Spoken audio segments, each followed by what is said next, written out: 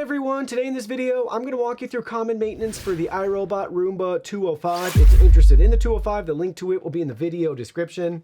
We'll start at the top right here, not much to it. You can just wipe down the vacuum as needed, especially the glossy and matte finish. They'll attract smudges and fingerprints. Navigational bumper right there, just make sure it's free to move freely. So if there's any debris starting to accumulate down here in this channel, just remove that. On the top, we have our handle here. We can remove the dustbin. This is going to require probably the most maintenance out of the vacuum itself. So we open it up from this side, and that reveals our filter right here. So we can swap that filter out. When you initially get your 205, it comes with an extra filter. So you have an extra replacement filter. You can clean this filter out to reuse it. Compressed air will be one of your best friends. But you can clean that filter out and reuse as needed. They also have replacement filters, so you can swap that out as you see fit.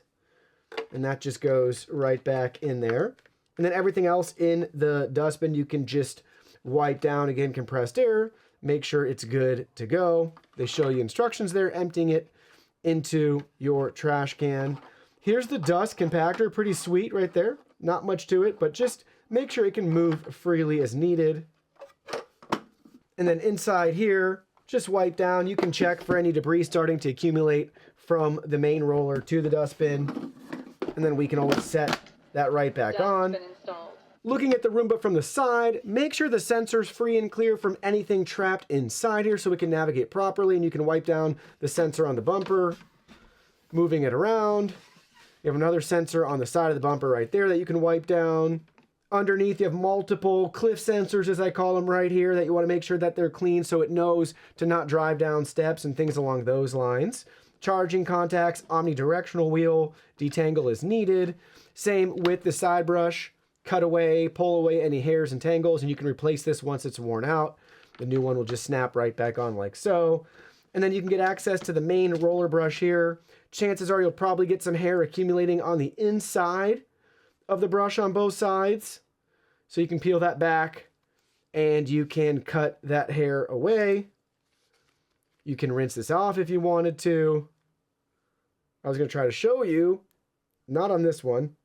I thought maybe that would pull away. Sometimes they can pull off on the end so you can easily get all the hair out. But if not, you'll just need to spend a minute. Oh, there you go. It twists off, excuse me. So there's a lock and unlock right there. So you can pull that hair tangle away very easily. And then we can just line this back up, potentially, and then twist it back in. Same for this side. There's a little arrow there.